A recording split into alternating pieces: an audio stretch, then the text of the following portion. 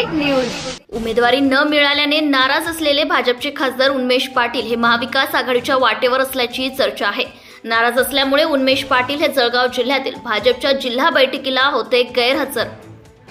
उन्मेष पाटील 2 ते 3 दिवसांपासून मुंबईत ठाण मांडून असल्याचे कळतंय। शिवसेना प्रमुख उद्धव ठाकरे यांची उन्मेष पाटील यांनी भेट घेतल्याची विश्वसनीय सूत्राकडून समजले। मला याबद्दल काहीही माहिती नाही। उन्मेष पाटील यांच्याशी फोनवर बोलणं झालेलं नाही। फोनवर बोलणं झालं की तुम्हाला सांगतो, अशी प्रतिक्रिया मंत्री गिरीश महाजन यांनी दिली आहे। रहा अपडेट न्यूज साठी मुराद पटेल। झालं नाही अजून, मी काय बोलू, मी त्याला परवा ट्राय केला पण त्याचा फोन बंद होता, पण त्याचं बोलणं नाही अजून।